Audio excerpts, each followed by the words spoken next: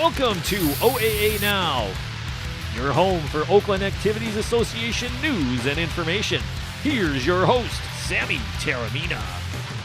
Welcome to OAA Now on Sammy Taramina, blog of the Dragon's Den, blog of Inside the OAA, and one of the hosts between Taramina and Orion Neighborhood Television. I'd like to welcome our friends watching Oxford Community Television and also those watching us on YouTube. Got a good show to talk to you about today. We got three big stories coming out. One for boys basketball, one surrounding Pontiac, the future of Pontiac schools, and the other one is in football. So we got three main stories to talk to you about today. Pretty much it's very similar to actually, if you count it, we actually got four main stories. If you count the situation occurring at Bloomfield Hills, of course.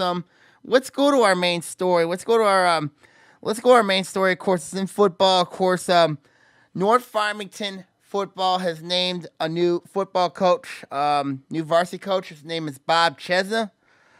He's going to be succeeding Todd Schultz, who ended up resigning from the football job to take over the role as athletic director at North Farmington. Of course, he had both roles at North Farmington for a little while now, and Chesa said it was time for. I think for Chesa, for Schultz, he said it was time to step down. And when you look at Schultz's teams, of course, he led North Farmington to a playoff run back in 2013 when they were finished even though 5-4. They played an 8-game schedule. But on Chesa, of course, I got it from two very accurate sources. Of course, they're two very, very good accurate sources. And Chesa, of course, he was hired at North Farmington as the head football coach on Friday. Of course, he met with the players on the same day he was named head coach. And, when you look at Chesa's profile, of course, he was a member of the 1978-79 Michigan football teams under legendary coach Bo Schembechler, which he lettered in. Of course, he's been around the high school circuit a long time, too. Of course, a lot of stints in the Kensington Lakes Activities Association. Of course, we'll talk about his checkered past when he was at Walled Lake Central in a minute. But he was he was a very successful defensive coordinator when he was at Heartland, of course, where his Eagles only allowed 168 points, which was very good. When you allow 168 points, when you give up that many points, that's actually a pretty good number, especially in 10 games. It's about close to 16, pretty much close to 16 points a game. Pretty much close to 6 points a game. That's actually pretty good stats when you look at the Heartland Eagles that year, back in 2014. They were a pretty good football team. I still think they're still a good football team, but he brought that defense back to he brought that defense when he was a very strong defensive coordinator. And then, of course, he left Heartland back in 2015, become the defensive special teams coordinator at Waterford under Coach Chris Farr. Of course, we know about the Farr situation. He was involved. He was in that. He was part. He was not in. He was part of that coaching staff at Waterford that of course had to go through that turbulent season. Of course, when you look at Chesa, there's been a lot of turbulence surrounding this guy. But he was a defensive coordinator at Waterford came over in 2015. He actually, of course, Waterford had two great years under Farr. Of course, 2 playoff runs. Of course, of course, his defense was pretty good. Back in 2015. And, of course, in 2016, they were decent. Of course, remember, I think a lot of that had to do with the Chris Farr incident. But his defense last season allowed 283 points. There were 2 games where they allowed 30 points. Both of them were losses, and both of them were against teams who were not very good last year. Lakeland was one of them. Of course, Waterford lost that game 37-32. And then, of course, the game against Lakeland where Waterford Mott lost that game 35-28 to Walled Lake Central. So when you look at Chisholm knows defense, and that's interesting. When you look at the situation, how North Farmington is, of course, defensive. But let's take a look into his checkered past. Of course, and I wrote a blog article about it. It's on my blog at semicolon-termina@blogspot.com. According to MI Prep Zone, of course, back in 2011, Chisholm was suspended along with another assistant coach, Bill Brenner, when he was at Walled Lake Western for a hazing incident that occurred off campus. And that caused a lot of uproar. Of course, it involved Mike Zelmansky over at the coach at Walled Lake Western. Basically,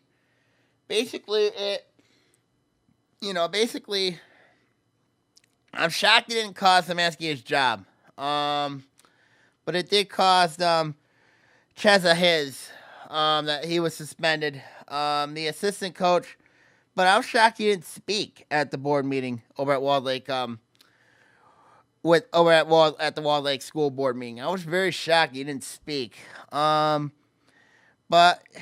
he made amends to it. He made amends. Now he's got the job here coaching. Of course, I think there are a lot of positives outweigh the negative. And when you look at Cheza's, of course, he was very successful. When you look at how Todd Schultz did the process, basically, is you outweigh the positives and outweigh the negatives, and and here is Cheza now getting ready to coach at North Farmington, and when you look at North Farmington, it looks like, according to them, Cheza's the right guy to fix this team because he does bring a ton of experience. He brings a ton of experience. He does have a bit of coaching experience, of course, learning from Chris Farr, his success at Heartland, Mike Zelmansky at Walled Lake Western. So it's a very interesting predicament when you look at North Farmington. And why would he take a job like this one at North Farmington? Why would he take this job? That's a question that it's very interesting. But North Farmington decided to go with Cheza, and because of his success of defensive prowess. Now, North Farmington last year was just absolutely abysmal defensively last year, allowing 332 points. There was one game where they had to forfeit against Farmington Hills Harrison, where they didn't have enough players, which is kind of shocking. So that basically tells me that football program's in a deep mess. This is a program that does not have a junior varsity team. They do not. I mean, their freshman team's all right, but when you don't have a junior varsity team, the bad things happen because you can't develop your kids more in depth, and it tends to struggle. So basically, how that situation unfolded is basically, we'll see. I mean, we'll see what happens, but with him. But either way, when you look at the situation here, North Farmington defensively was just abysmal, but also offensively, this team was terrible. When you only score, and actually when you look at the stats, the 332 North Farmington allowed was the third worst in the league, in the entire OAA, behind Farmington and Hazel Park. Of course, Hazel Park allowed the most at 378 points, total points last year. And Farmington, their arch rival, allowed 347 points. So that's, in Farmington just hired Corey Cicerot as their head coach, and I question that hire because, especially with the defense last year, how many points they gave up. I mean, that was an interesting hire. I mean, this one's a very interesting hire as well. But when you look at it, when you have players coming back, and they're gonna need some. They got a lot of skilled players coming back. When you look at quarterbacks, Nigel Weens, Brendan Hudson, running backs, Todd Cheecham, Dylan Gordon, and then wide receivers, Jalen Ferguson and Miles Grisham. They need line help, and that's something that Grish is going to have to address. Chez is going to have to address is your line, because that's the key to having a successful season, is basically how you do up front. So, and then of course we look at the schedule coming up for Chez's team. You open up the year against Greenville at Grand Valley State. That's going to be a very tough game. And then you have games against Farmington, Avondale, Ferndale, and Pontiac Notre Dame Preparatory. That's going to be very tough for North Farmington, because Avondale's a team I thought got really better. It got better later in the year. Of course, they're running that veer option offense that Ed Kuche's that put in there over there. Ed Kuche's done a masterful job over there at Avondale, getting the football team back. I wish they changed the Adidas brand over there. Ferndale, of course, under Eric Royal, they really benefit from the co-op program. But they got the playoffs the first time since 2008. They got some very good athletic players. Their quarterback's very good. The running back's very good. So it'll be a tough situation how that unfolds. Excuse me. Of course, Pontiac Notre Dame Preparatory, that's never an easy thing to happen. It's going to be a tough schedule. It's going to be a tough slate for it's going to be a very, very tough slate for North Farmington. And the reason why I think it's going to be a tough slate is because, they're a young football team. But when you have to rebuild, and you have to rebuild the entire program has to be rebuilt. Basically, from freshmen, you got to develop a junior varsity team, and then you got to get a varsity team. The program has to be rebuilt, especially when you look at what's coming in 2 years when Harrison closes. And I know there's been a lot of people say, well, why wouldn't you want to, well, if North Farmington had to forfeit a football game, why keep Harrison out? Why close Harrison down? Because you look at it, that was a decision the Farmington School Board made. Now, is there a chance I think Farmington Hills Harrison can be saved? Yeah, there is a chance. And, you got to get kids in there, and Farmington Hills Harrison has one of the best educated programs in the state that brings in students. So, and of course they have a football, and of course between them and Farmington, Harrison obviously is the football power, basically. They have the legendary coach John Harrington. They have a legendary football assistant and John Erston, who I think should be getting a football job really soon. If he doesn't, I'd be very upset. But when you look at the city of Farmington, because both North Farmington and Farmington had 2 new coaches, I think when you look at it from a football perspective, I think a Sycamore hire was a question mark because a lot of people view Sycamore, of course, very close to John Bechtel. And, of course, he was his defensive coordinator last year, and their defense allowed 347 points. So that's, when you look at stats, it really much tells me it's a question mark. Cheza is an interesting hire, and I really believe he's got to bring in an offensive coordinator who is very good. And you look at that football team, you look at North Farmington football team, they need help up front. This is a team that only scored 32 points a year ago. It tells me that, and of course they did lose, I forgot to mention, they did lose Quincy Rozier. Of course, he transferred out, went to Macomb, Dakota. Basically what tells me is, this is a football team that needs a new direction, a new identity. And of course, with Todd Schultz stepping down, it kind of makes a lot of sense for him to step down. Because when you look at the situation, how that's unfolded, he had to take a step back and bring in Bob Chesa. My thoughts on the hire, I'm concerned about this guy's checkered past because, what happened in 2011.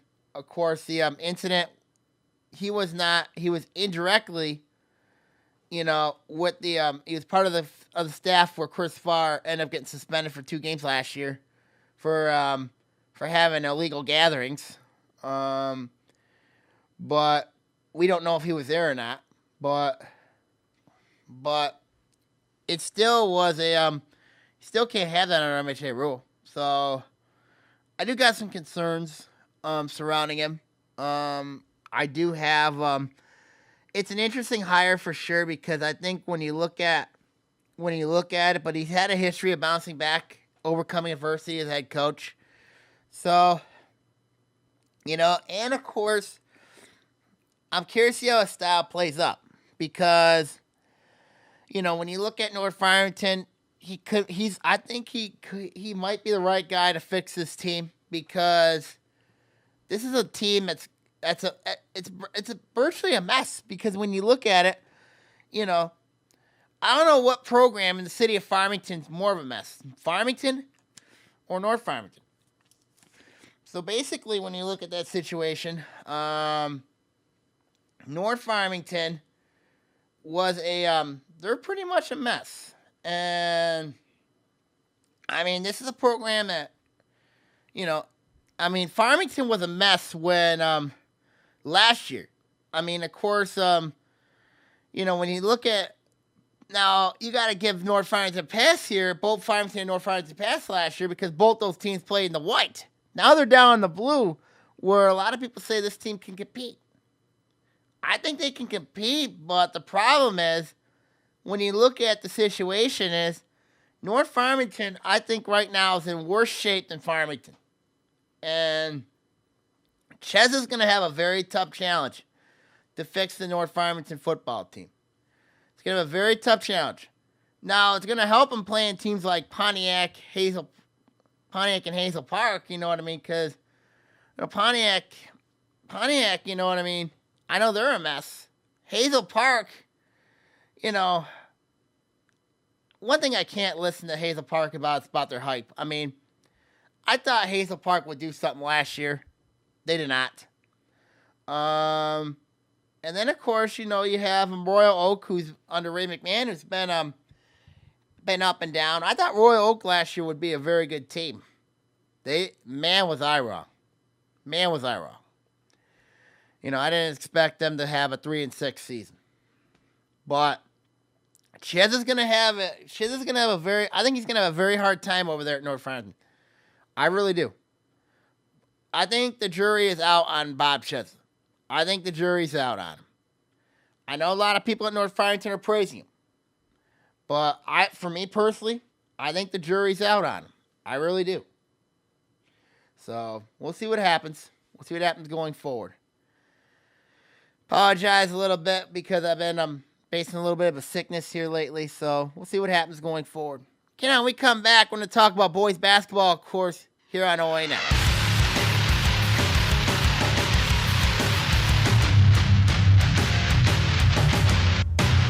Hey, it's Owen TV here. Now, have you ever had the urge to create your own TV show? Or just wanted to see what goes behind the scenes of making one? Well, we have just the program for you. Owen TV offers production classes, which allow you to take control and create the programs you want them to be. To get started, all you have to do is sign up for a free orientation, and then register for one of our production courses. For more information, feel free to call us at 248-393-1060. Or go to orionontv.org and click register now to sign up for classes. We hope to see you soon.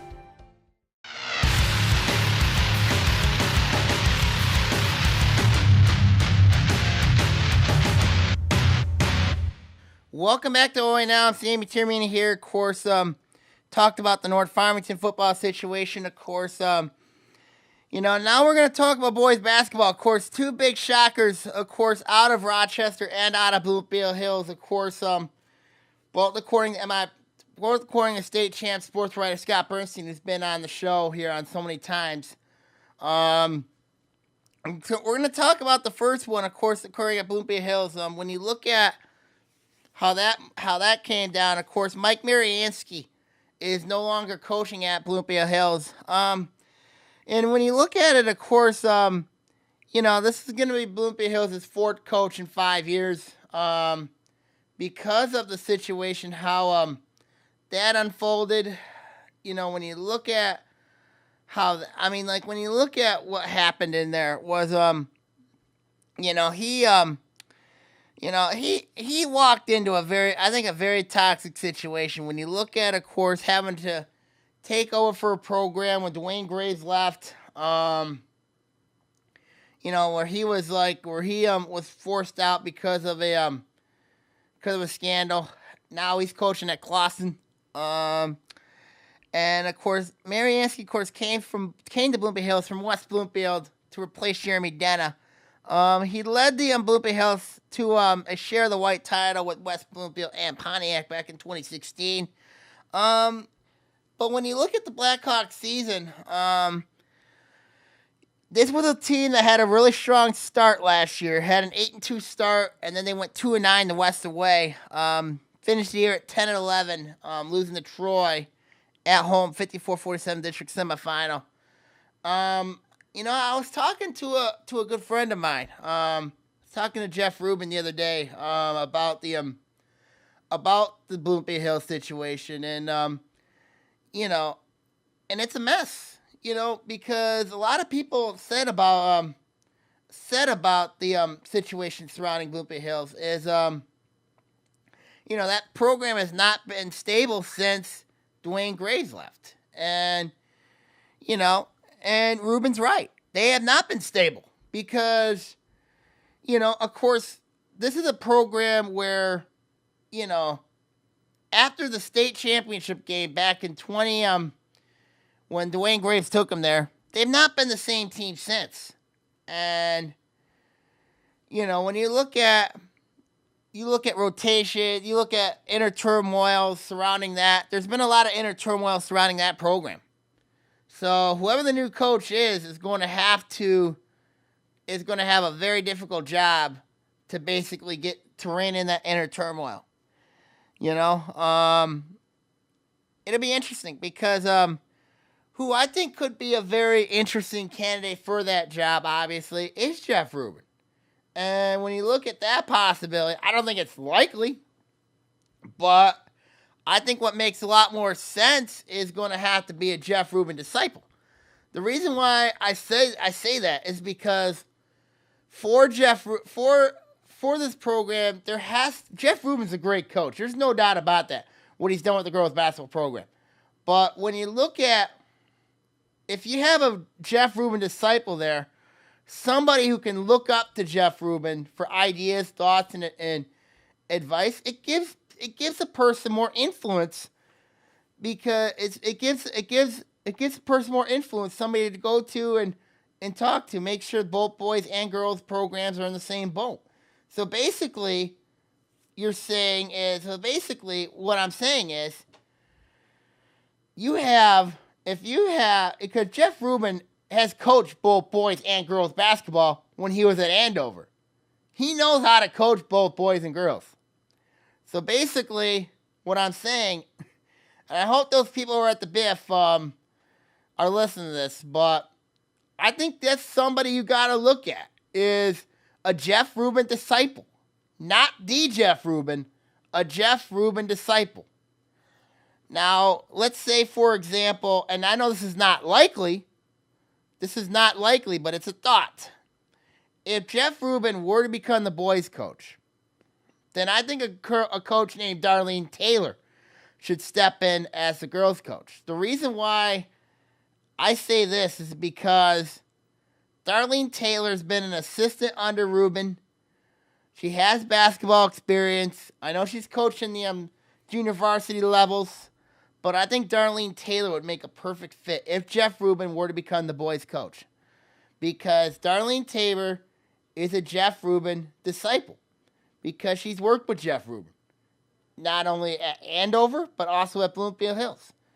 But if you look at possibly of a, that's been a thought, but I don't think it's a likely situation how that's going to look. I know there's been talks about bringing in the assistant coach, the junior varsity coach, to coach the program. That would be a very interesting dynamic if Bloomfield Hills were to go that route, because I think if a Jeff Rubin protege would be much better off over there at Bloomfield Hills than a somebody from the outside or somebody within the program, because you have a great basketball coach in play in Jeff Rubin, even though he's coaching the girls. He has experience coaching the boys. So you bring in a Jeff Rubin protege. Now, I don't know the Jeff Rubin coaching tree, but you bring in a protege of Jeff Rubin, and everything, I think, will work out. Because then, of course, that gives more influence, to Jeff Rubin. I think it'll give Jeff Rubin more influence.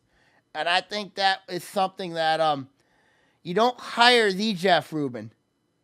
You hire a Jeff Rubin disciple. And if they don't, I think this is going to be I think Bloomfield Hills is going to go I think they're going to go back at least maybe a couple of years. That's why I think this is why it's going to be a challenge for the Bloomfield Hills athletic director to name a head coach, to go outside. I mean, to look at in-house candidates, basically, if he has to go outside, it has to be a Jeff Rubin disciple. If not, I can see this program struggling for a long time. And you're in a division you have the defending state champion in there in Clarkston, a state Final Four team in West Bloomfield, state quarterfinalists in Troy, and then you have 2 years ago state finalists in North Farmington, and then of course you have you have Southfield Arts and Tech, who's always pretty good, and you have the addition of Hazel Park, who I think if they keep their team together, I think is going to be a very interesting team to look at. And then of course so it's a tough division. It's a tough division for sure. When you look at the situation, how that's unfolded over there at Bloomfield Hills. So whoever gets the job there, if it's a Jeff Rubin disciple, I think that makes the best case scenario at Bloomfield Hills. If it's not, and it's somebody either from within the JV program or within the or if it's somebody outside the box, then I think the turmoil stands over there. It continues. And the reason why it does is because you're still gonna have the same principles of Mariansky over there. So basically it's got, I think, for the best case scenario for Bloomfield Hills, it's got to be a Jeff Rubin disciple. If not, I think the turmoil continues over there. That's my final thoughts about that one. We'll keep an eye on that coaching situation over there at Bloomfield Hills. See where they go with their head coaching situation. Another coaching situation occurring at Rochester. Of course, this was a shocker for me. Of course, it wasn't long ago that Luke Beachy, athletic director at Rochester, named Al Pointer to replace Adam Sheldon as the girls' coach over there. Now you have a new coach, and now there's gonna be an opening. There's a new opening as John Pleasant stepped down from coaching the boys' basketball program over at Rochester. He was a coach that was the 2012 Class A State Basketball Coach of the Year and the 2013 Coach Association's Coach of the Year. Of course, a lot of that was because of Rochester's magical run to the state quarterfinal that year when they had a player named James Young who was on that team. Of course, James Young is pretty much well loved at Rochester. I'm not sure about Troy too much because he was there for 3 years before suddenly transferring out to Rochester, and there was backlash surrounding that. But Pleasant was he took his team to state quarterfinals back in 2013, as mentioned. They ended up playing 1 year at Kentucky, and then I think a year and a half with the Boston Celtics. Not sure where he's at now. I think he may be in the D League right now. But for Pleasant, he's also had players such as Paris Pereira, and Taylor Perry. Both those players, of course, Perry went to Western Michigan. And of course, Pereira went to Pereira's doing very well. I think he went to RCC. I'm not sure where he went, but I think he went to Rochester College. He ended up having a very good career over there at Rochester College. I mean, of course, coached by Guard Pleasant, who's John Pleasant's father. So, I think what really did Pleasant in was the run after the quarterfinal where they got there. Of course, they had to completely rebuild that team because Rochester had a senior-heavy team that season after Young was on. It was going to be a challenge when you look at players like Hunter Schlachner, who's been on the program for 3 years. But they had a rough year. They went 0-21 back in 2014. Of course, I remember that. That was not a good year for it was going to be a rough year for Rochester, just like when you're going up the Red Division, it's going to be very much a challenge, and it pretty much was when they were in there. And then 2015, they went 9-12. Of course, they took a year the next step, and then I think what really did Pleasant in was last year. When you look at this, was a team that was to make the next step from what happened back in 2014. Of course, you have a emerging player in LaMarco Gilridge. You have Corey Guidge, of course, with Schlachner, Ben Compton, Ivan Barraza Duran. I mean, those type of players. And, you do very well in the non-league, but then when you get in the league play, you go 3-7, which is pretty much alarming. I mean, this was a team that, had a lot of expectation that we're going to compete with Groves for the championship, and it never really materialized. And, when you look at it, I think there was some inner turmoil surrounding that program. And the reason why is, when you look at it, when you're a program that's a stale program, it's going to be a tough challenge for you. And it was going to be a very difficult one for Rochester because, when you look at the program, of course, you have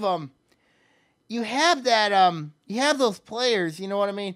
And they start developing like a confidence thing that they're going to get better, that they think they're content with their game. And, and I know Pleasant very well. I know John Pleasant very well. He's going to push you to get better. And it never really materialized at Rochester. I mean, it really never did. And then, of course, you look at the influence factor. And I don't know if and this was interesting because this was a shocker to me that Pleasant resigned. I mean, there were some hints. I mean, like that, because, there was a game at against Notre Dame Prep where they really struggled out the get-go against them, and then they had to come back, fight back, you know what I mean? It was and I was talking to Groves' coach Mark West about some of these players. Of course, I mentioned on the podcast, LaMarco Gilridge is a very good player. There's no doubt he is. Corey Gilridge is a good player. There's no doubt. But, Hunter Schlachner is not a consistent player. He really is not. I mean, there's games he had great games, he had good games, and there were games he just, did not have good games. And you look at what happened there, and then, of course, with the season they had, it kind of had a little bit of a tailspin. Of course, they beat Adams, and then, of course, but they lost to Stony Creek. They lost to Stony Creek 3 times this year. 3 times. That's hard to do. I mean, they took out Utica in the district semifinal, but that's something you got to address. I mean, when you look at Rochester next year, they're going to have a solid university team coming up. They're going to have, of course, Slashner, Gilbert brothers, all back. I mean, it's going to be, and then, of course, it's going to be very interesting who gets the job. Because, when you look at it, because they have the talent and resource to compete. I mean, they do compete in the Rochester School District with, when you look at Adams, who had a rough year under Coach Brad Crichton, I think Adams has got nowhere to go but up. Then Stony Creek, this was a team that just went to regional final, and they returned Nate Davis. So, and Michael Molinari. So you think about it, and it's kind of odd because the veteran coach right now, boys basketball at Rochester, is Steve Norgrove. And Steve Norgrove, of course, he's went through an 0-21 season. Brad Crichton has went through an 0-21 season. John Pleasant went through an 0-21 season. So there's something that, for this new coach, for the new coach over there, and I don't know if there's two candidates I think are very, very interesting candidates, but you look at that team. You look at that team is, you're going to have to deal with the Gillage brothers, Slashner, and, of course, you have that JV team coming up. Do you change the culture over there at Rochester? Do you change the culture? And if you go outside the box and do that, it's going to be very interesting. Because one, you got to get the players' trust. You got to get the players' trust in the program that you're trying to build over there. The other one is, how are the players' mindset now? Because now you just lose Pleasant. Is it going to be for the better or is it going to be for the worst? You're in an interesting division. You're in the blue division. You're going to be up against the likes of, you're still going to have Orion in their division. You're going to have likes of Orion. You're going to have, of course, Farmington. Of course, Pontiac. And then, of course, you have Ferndale. And then Harrison. Those type of teams. That's not necessarily like an easy. That's not necessarily going to be like a gimme division. So when you look at it, Rochester, they got a chance to win the blue next year. They do got a chance. There's going to have to go through Lake Orion and Pontiac, maybe Farmington, but when you look at it from that perspective, but when you look at the at Rochester, who do I think should be a good replacement? I think there's two of them. When you look at Jeff Haney, of course, I don't think he'll be interested for the job, but his name's got to be mentioned, possibly coming back. And then, of course, who I think should be the favorite is Lima Pereira. And the reason why I think this guy makes a lot of sense is because he has a basketball coaching background, has an AU type background. His son Paris, he played at Rochester Community College. Or another one, I forgot the name, is Stepan Henning. Stepan Henning, I think, would be a perfect fit for Rochester because he played at Rochester. Now, he had a turbulent time at Oxford, but I think Stepan Henning would be a perfect fit for Rochester. And despite the fact that he had that incident, either way, I think if I'm Luke Beach, I'm giving Stepan Henning a call right now. Because here's a guy that knows the system, played at Rochester, was one of Rochester's best basketball players, and he has varsity coaching experience.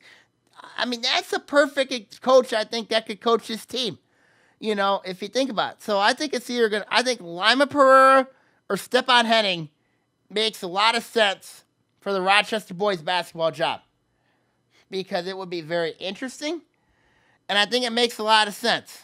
So we'll see what happens on that front. We'll keep an eye on the situation surrounding the Rochester boys basketball vacancy. I think it's going to be a very interesting hire who who they name as their head coach. But I think at the end of the day, I still believe Stepan Henning or Lima Pereira, I think are your two odds-on favorites, I think, for to lead this team. Henning, of course, took a year off basketball. So I think it's an interesting situation. Very interesting spot to see where that basketball program is. But Stepan Henning would make a perfect choice, despite the controversy he had at Oxford, for the coaching gig at Rochester High School. I think it would be perfect because he was a former player. So we'll see what happens there with that going forward. Okay, now when we come back, we're going to talk about the consent agreement. Of course, the new changes why Pontiac is still a school next season here on OAA Now.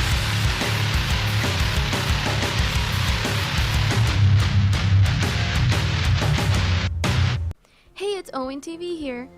Now, have you ever had the urge to create your own TV show? Or just wanted to see what goes behind the scenes of making one? Well, we have just the program for you.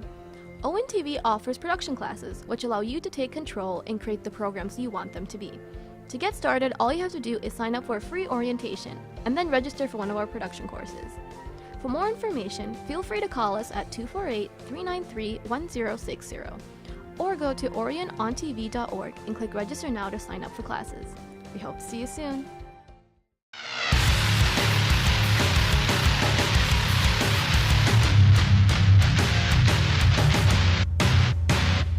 Welcome back to OAA Now. I'm Sammy Terramina here. Of course, it is official.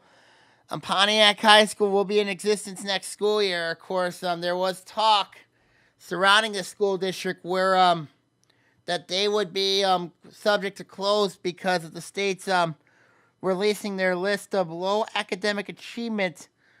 Where there were 38 schools subject to close. Two of them were in the Pontiac School District when you count the Pontiac High School, and also Walt Whiteman Elementary School. They were subject to close because of low academic achievement, and they were placed on that priority list where they were subject to close. But instead, they signed a partnership agreement with the state of Michigan, and of course, the State Department of Education has signed it, and of course, the school board, the superintendent has agreed to it, and also the state superintendent, Brian Winston, of Oakland Schools, has agreed to the agreement as well. So this is a very interesting agreement, which is, when you look at where they were at, Pontiac was in a really tough spot. When you look at, they were in the priority list. Of course, there were 4 schools that were on that earlier priority list, but 2 of them, exceeded the list and now are off of that low academic status because they met the academic status. So when you look at Pontiac, this was a school district back in 2012 that was at a $51.7 million budget deficit, and they've ended up cutting that budget deficit down from $51 million to $25 million. And you look at it, they're still in the red a little bit. They're still going to have to do some cuts, but also what has helped is their graduation rate has increased, which is very much helpful.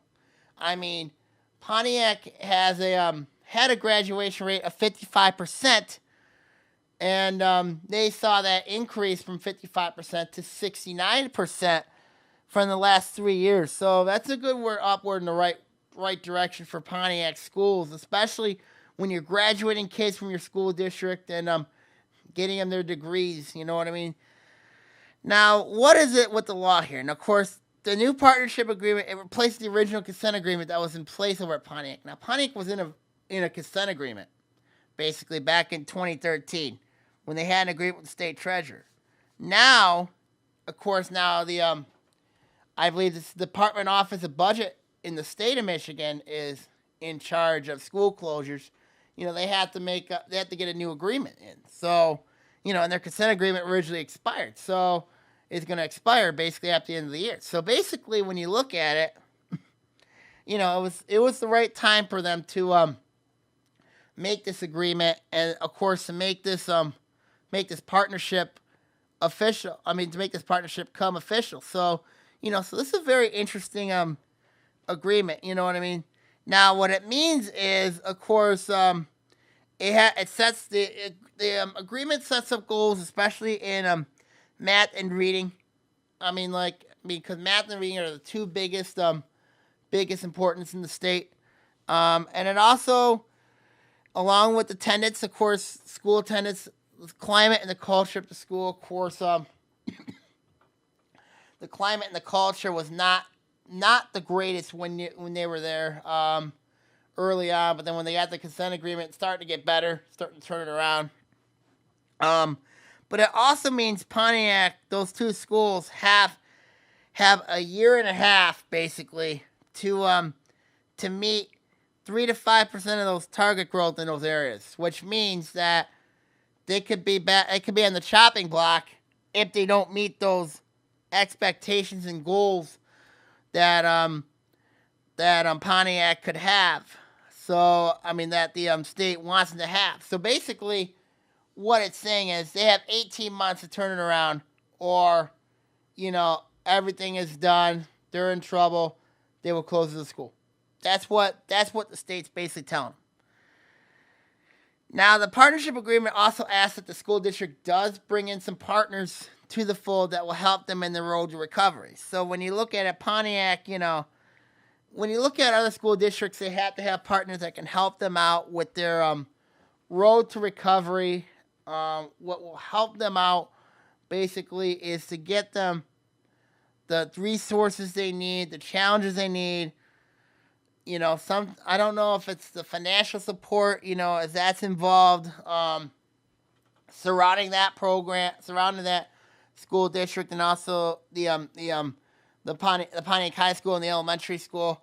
But it's a very interesting dynamic when you look at the partners who are involved in helping them. Of course, when you look at the state education department, Oakland Schools has always been there for Pontiac.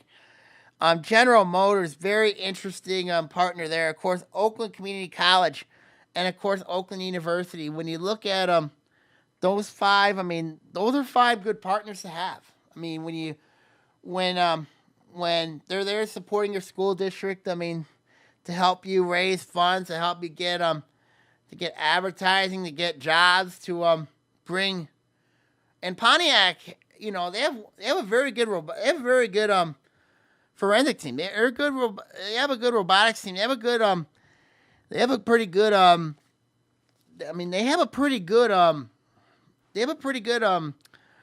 forensics and robotics team. There's no doubt about that. There's some kids in there that have some they're smart kids. They're good kids over there. There's some good kids over there. But when you look at it, of course, and they're looking for opportunity to get a college, to get a high school degree, to go to college, of course, in Oakland University, Oakland Community College. Those are choices that students will have. Despite the fact that this financial deficit has really hampered their growth in the past, but they've managed to get the budget deficit down to $25 million. Now, they're still going to do some cuts. They've already cut down to one high school and one middle school. Do you close an elementary school? Do you? I don't know. They have 4 of them. It would be very interesting. I know Pontiac's been it's something you got to consider, basically. And it's something that, and I don't know if they do consider it, but you're $25 million in the red. Where are there other areas to cut? Without having painful cuts. So that's very interesting to say the least with them. Very, very interesting to say the least. But from a sports perspective, of course, when you look at it, Pontiac will be guaranteed to have a team.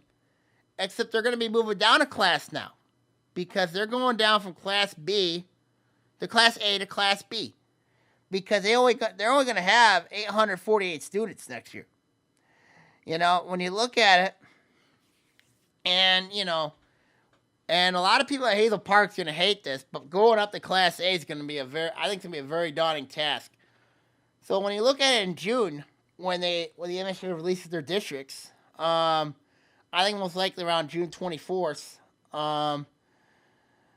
Hazel Park will probably be in a district with Warren Fitzgerald, Southfield Arts and Tech, Oak Park, and of course,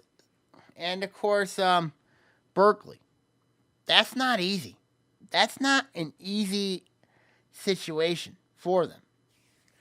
And a lot of rumblings saying this could be Hazel Park's. This is going to be Hazel Park's last year in the OAA next year, before they go out to Macomb Area Conference. So, but for Pontiac, you're possibly looking at renewing a rivalry with Pontiac Notre Dame Preparatory. Of course, the Catholic school in your area, who's had very successful volleyball teams, have been very successful as of late, but that's a rivalry to renew a little bit because they're only about mile and a half from each other. I mean, they'll be in a district there, but then also the possibility of having to see Birmingham Detroit Country Day, Class B power. When you look at it in girls in basketball, especially in girls basketball, that realization, and then of course so it'll be very interesting what the MHA does with Pontiac but I would say for sure that they're going to probably put them in the district with Pontiac Notre Dame Preparatory, because it would make a lot more sense if they do that because they're so close to each other. Question's going to be where, and of course, and the question's where, and then where are they going to put them? Are they going to put them with Birmingham Detroit Country Day? Are they going to put them with possibly Clawson, Massachusetts Lampier? I mean, so that's a very interesting surrounding how that's going to happen with them. So very interesting how they're going to handle with Pontiac. We'll see what happens there with that one. My final thoughts, and that's going to be, Pontiac's a school for 1 year. It does keep the OA next year at 23 teams. Of course, there's been talk about if Pontiac were to close, to cut the league down to 22. So when you look at it from that situation, it's very interesting to see where Pontiac's at, as a school district and also as a, with especially those surrounding those two elementary schools. So when you look at Pontiac, they're making progress. They're doing what they can with the state of Michigan. They're doing everything they can. So that's never an easy thing to do, and all you can do is try. All you can do is try to get the school district back on track, try to get everything situated, try to get everything to be where it's at. So, especially, and it's about the students, you know what I mean? It's all about the students, to see where they're at, to see where everything's going.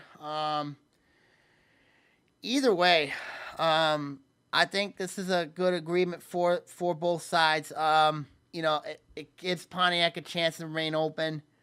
It gives the state another evaluation of Pontiac to see where they're at, if they really improved or if they really became like a, or if they've really made some steps. And I know they made some steps right now, but it's a long way to go to fix Pontiac's financial problems. So it's going to be very much a long way to go to see what happens with them. So we'll see what happens with Pontiac. We shall see what happens with them. Either way. So we're going to keep an eye on the coaching searches, of course, at Bloomfield Hills and Rochester at Sammy@blogspot.com. We will have an update on the coaching situations elsewhere. Of course, also at Groves and Orion for girls basketball.